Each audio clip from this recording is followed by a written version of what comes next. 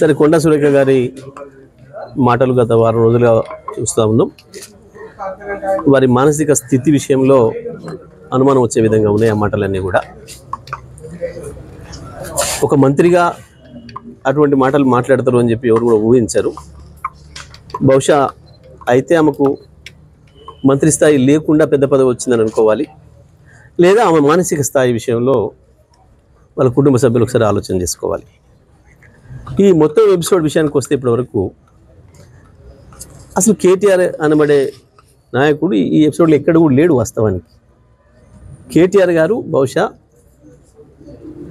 ఈ 3-4 నెలల్లో ఎప్పుడు కూడా కొండా సురేఖ గారి పేరు ఉచ్చరించినట్టు కూడా నేను ఇక్కడ వినలే. ఆమె పేరు కూడా ఎన్నడూ ఉచ్చరించలేదు. దాంట్లో మీరు వారి మీద ఎందుకు మాట్లాడుతుందో ఆమె చాలా ఆశ్చర్యంగా ఉంది. ఇది ప్రజలకు ఆశ్చర్యంగా ఉంది. సోషల్ మీడియాలో ఏదో ఆకతాయిలు ఏదో పోస్ట్ పెట్టినరు అని అంటే, సోషల్ మీడియాలో ఆకతాయిలు పోస్ట్ పెట్టడం అనేది మనం సోషల్ మీడియా యాక్టివ్ అయిన తర్వాత గత 10-12 సంవత్సరాలుగా చూస్తూనే ఉన్నాం.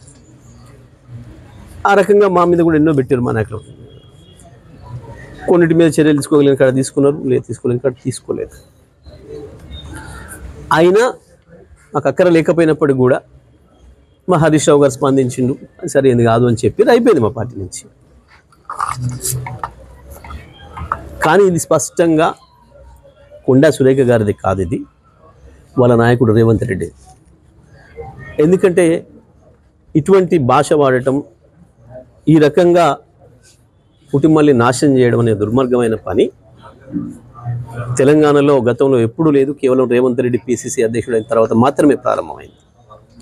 అంతకుముందు ఇటువంటి పదజాలాన్ని ఇప్పుడు కూడా చూడలేదు మనం ఎన్నడూ కూడా. పక్క రాష్ట్రాల్లో జరుగుతుంటే కూడా మనం బాధపడే వాళ్ళం, అరే అట్లాంటి జరగకుండా ఉండాల్సి ఉండే, మొత్తం రాజకీయ నాయకత్వం యొక్క గౌరవం తగ్గించే పద్ధతుల్లో వాళ్ళు మాట్లాడుతున్నారు అని మనం భావించినాం. కానీ వాళ్ళ అది తెలంగాణకి రావడం అనేది మన దురదృష్టం. ఇది రాజకీయ నాయకులు అందరికీ కూడా సిగ్గుచేటు. ఇది ఒక్క అన్న వాళ్ళకే కాదు, ఎందుకంటే తెలంగాణలో కూడా ఇదే సంస్కృతి వచ్చింది అని చెప్పి మిగతా రాష్ట్రాల ప్రజలు భావించే పరిస్థితి వచ్చింది. నేను దాని గురించి వాళ్ళు బాధపడుతున్నాను. వాస్తవానికి ఈ ఆమె గురించి మాట్లాడడం అయితే అనవసరం అనే భావన ఉంది నాకైతే. ఇక ఆమె ఇంకేదో పిచ్చి మాట మాట్లాడింది నిన్న రెచ్చిపోయి. ఇంకా ఏంది అసలు ఇది అంత కారణం? రేవంత్ రెడ్డి స్పష్టంగా హామీల విషయంలో విఫలం చెందిండు. దాంట్లో నుంచి ప్రజల్ని పక్కదారి పట్టించడం కొరకు రకరకాల డైవర్షన్ పార్టీ హైడ్రా తెచ్చినాడు. మొదటి 2 రోజులు ఏదో పెద్ద పెద్ద వాళ్ళే కూలగొడతారు, నిజంగా అక్రమమైన కూలగొడతాయని చెప్పి కొంతమంది చప్పట్లు కొట్టారు పర్యావరణ ప్రేమికులు వీళ్ళు వాళ్ళు. దాన్ని చూసి పొంగిపోయి దాని అసలు ఎజెండాను అమలు చేసే ప్రయత్నం మొదలుపెట్టిండు. 1,50,000 కోట్ల స్కామ్కి తెరదీసిండు. ప్రజల శాపనార్థాలు విన్నాక దాంట్లో నుంచి ఎట్లా బయటపడాలో అర్థం కాలేదు. ఈ లోపల ఇది ఒకటి దొరికింది. అసలు కేటీఆర్కి సంబంధం లేని విషయాన్ని కేటీఆర్ నోట్లో పెట్టి ఏదో మాట్లాడతామని చెప్పి, కేటీఆర్ గారి మీద వ్యక్తిగతంగా దాడి చేస్తామని చెప్పి అనుకొని ఇంకోరి మీద గురిపెట్టి ఇంకోరిని చంపేసి ఏదో ఉపసంహరించుకుంటున్నా వస్తుందా? ఆయనకు నువ్వైన బుల్లెట్ ఆయనకు వస్తుందా? అది కాదు కదా. ఇదంతా కూడా రేవంత్ రెడ్డి డైవర్షన్ పాలిటిక్స్లో భాగంగా కొన్ని కుటుంబాలని హింస పెట్టి నాశనం చేసే పరిస్థితిని తీసుకొస్తున్నారు. ఇది ఒకవైపు అయితే ఎందుకు కేసీఆర్ గురించి వెళ్ళి మాట్లాడిందాము, మేము అట్లా మాట్లాడకూడదు. ఎందుకంటే నేను చూసిన సోషల్ మీడియాలో కొంతమంది కొండమూరి కూడా కనబడతలేడు చాలా కాలం నుంచి, మీ ఇద్దరికి ఆ హిస్టరీ ఉంది కదా అని చెప్పేసి కొంతమంది పెడుతున్నారు. మీరు ఇద్దరు కలిసి చేసినవి చాలా ఉన్నాయి, ఇటువంటి మనుషుల్ని మాయం చేసినాయి. మరి ఇప్పుడు ఆయన కూడా మాయమైపోయాడు, అయింది నీకు అధికారం ఎక్కువ వచ్చింది పెద్దగా ఉన్నావు కాబట్టి మరి ఆయన కూడా మాయమైపోయాడు అని కొంతమంది పెడుతున్నారు పిల్లలు. దాంట్లో ఎందుకనాలి, ఎందుకు అనిపించుకోవాలి? ఎందుకు ఈ చిల్లర మాటలు, చిల్లర విషయాలు, గౌరవాన్ని పోగొట్టుకునేవి ఏమవసరం? ఏమొస్తుంది దాంతో?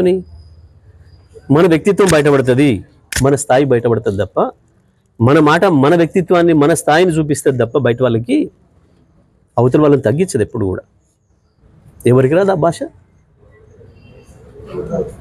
ఆ భాష రాదా అసలు ఇతర వాళ్ళకి? ఎందుకు అవి ఇటువంటివి చిల్లర మాటలు, చిల్లర విషయాలు? ఎన్ని రోజులు మభ్య పెడతారు ప్రజల్ని? ఎన్ని రోజులు దాచుకుంటారు? నిన్న కూడా ఆయన మాట్లాడిండు, ఈమె కాదు ఏంది వాళ్ళు చింతపండు చేస్తా. ఈ దేశంలో ఇప్పటివరకు ఒక ముఖ్యమంత్రి నుంచి అటువంటి మాట్లాడడం విన్నామా? ఏంది ఇది? నేను ముఖ్యమంత్రి చేసినందుకు ప్రజలు బాధపడే పరిస్థితి. అరే గీ స్థాయి మనిషిని తెచ్చి మనం ముఖ్యమంత్రిని చేసినామా, మంత్రులను చేసుకున్నామా, మన వాళ్ళు గీ స్థాయిలో ఉన్నదాన్ని ప్రజలు, తెలంగాణ ప్రజలు బాధపడే పరిస్థితి. కానీ ఇటువంటి డైవర్షన్ పాలిటిక్స్తో నడపలేరు ఎక్కువ కాలం ప్రభుత్వాన్ని. ప్రజలు ఇన్ని వింటారు, పక్కన పెడతారు, మళ్ళీ సందర్భం వచ్చినప్పుడు మనం నిలబెడతారు ఇచ్చిన హామీ సంగతి ఏంది అని. అయినా అల్టిమేట్గా చివరికి మళ్ళీ ప్రజల దగ్గరికి కదా పోవాల్సింది. మనమేం శాశ్వత నియంత్రణ కాదు కదా, ప్రజల దగ్గరికి కదా పోవాలి.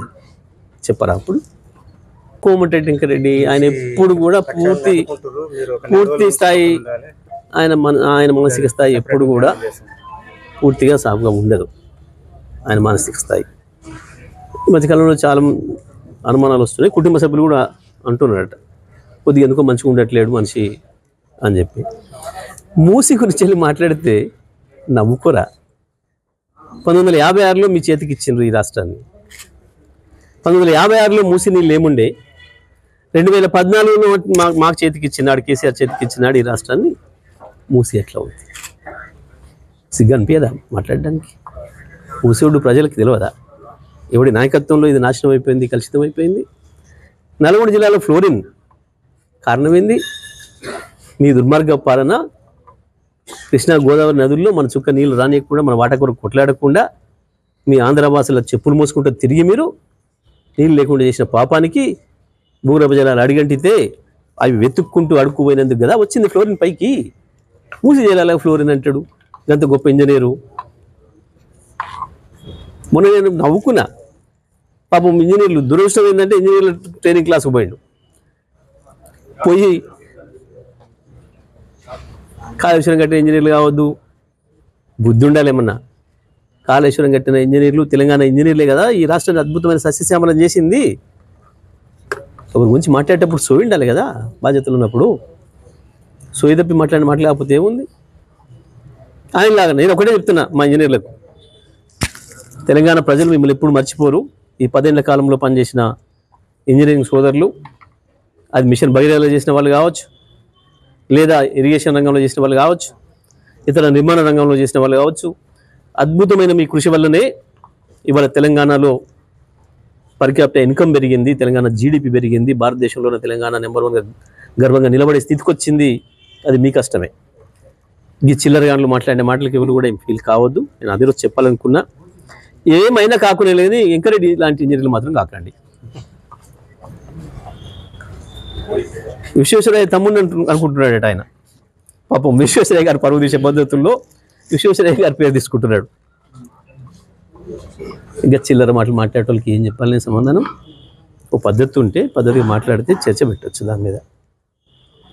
మూసికి ఫ్లోరిన్కి లింకు పెట్టి మూసి నాశనం చేసింది నువ్వు.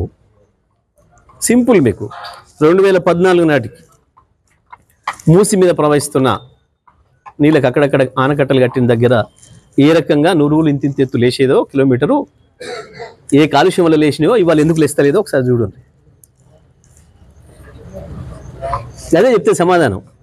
ఈ చిల్లర మాటలు నిన్న చూసిన మరీ సిగ్గుపోయేటట్టు రాయించుకుంటున్నాడు. అంటే ఒక్క పదం కూడా ఆయనకు రాదు. ఓ పిఆర్ఓనో ఎవరినో పెట్టుకొని రాయించుకుంటున్నట్టున్నాడు. నా నల్లగొండ అభివృద్ధిని చూసి సిగ్గు అనిపిస్తలేదు. అది కూడా నల్గొండ అభివృద్ధి చేసింది కేసీఆరా నువ్వా?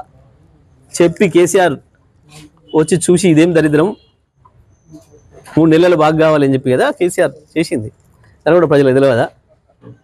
ప్రక్షాళన అడ్డుకుంటే ఉద్యమం చేస్తామని. ప్రక్షాళన మొట్టమొదలు కాంగ్రెస్ నాయకుల బుర్రలలో జరగాలి. కాంగ్రెస్ నాయకుల బుర్రలు కలుషితమైన, మూసి కంటే దరిద్రంగా కలుషితమైన ముఖ్యమంత్రి మంత్రుల బుర్రలు మొదలు సాఫ్ చేయాలి. వాటిని సుందరీకరణ చేయండి. వాటి నుంచి కాలుష్యాన్ని తొలగించాల్సిన అవసరం ఉందని మూసి పర్వక ప్రాంత ప్రజలు చెప్తున్నారు.